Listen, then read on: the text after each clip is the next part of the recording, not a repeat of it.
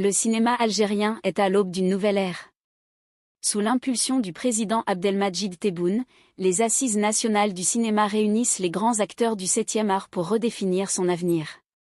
Héritage culturel, talents émergents et nouvelles ambitions, découvrez comment l'Algérie compte redonner tout son éclat à son cinéma. Sujet numéro 1. Algérie, le président Tebboune lance les Assises nationales du cinéma. Sous l'impulsion du président Tebboune, l'Algérie lance des Assises nationales du cinéma pour redynamiser son 7e art. L'événement, qui réunit les principaux acteurs du secteur, vise à construire une industrie cinématographique moderne tout en préservant l'héritage culturel du pays. De l'âge d'or à la Renaissance, le cinéma algérien a un héritage à perpétuer. C'est pourquoi le président de la République, M. Abdelmadjid Tebboune, a inauguré dimanche 19 janvier, au Centre international des conférences, CIC, Abdelatif Rahal, à Alger, les Assises nationales sur le cinéma, un événement décisif pour l'avenir du 7e art en Algérie. Cette initiative vise à réévaluer le paysage cinématographique national et à poser les bases d'une industrie moderne et compétitive, en phase avec les aspirations sociales et culturelles du pays. Dès l'ouverture, les participants ont été conviés à visionner un documentaire retraçant l'histoire riche et militante du cinéma algérien. Le président Tebboune, visiblement ému, a salué tous ceux qui ont fait la gloire du cinéma algérien, rappelant que ce dernier n'est pas né fortuitement, mais plutôt d'une volonté révolutionnaire.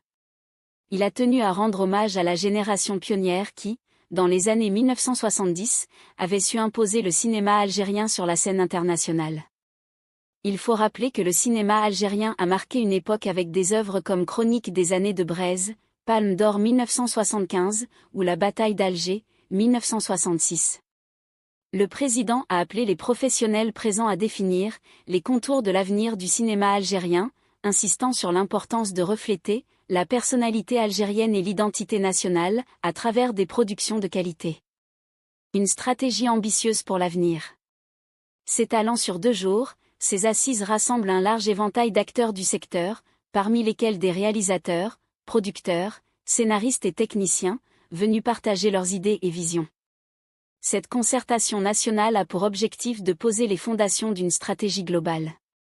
L'objectif est de relancer la production cinématographique et de créer un écosystème favorable à l'investissement, notamment par le biais de partenariats publics-privés et de coopération internationale.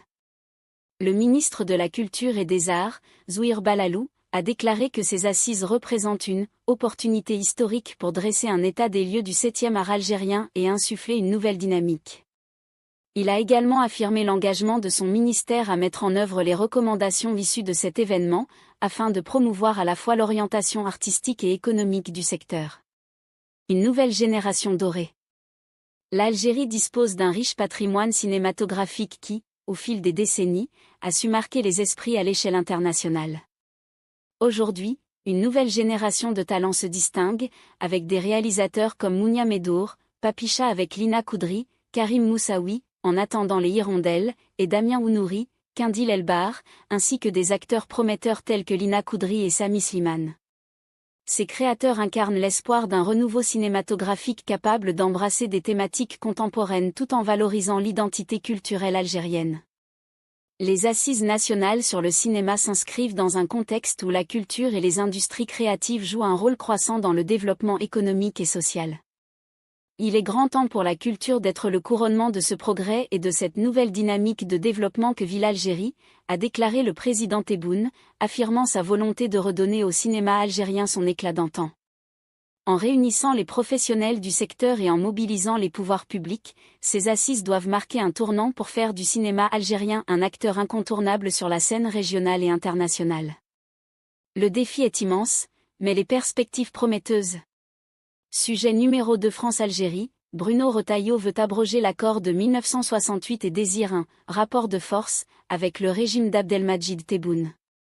Le ministre français de l'Intérieur souhaite que le traité, relatif aux conditions d'entrée en France des ressortissants algériens, soit remis en cause.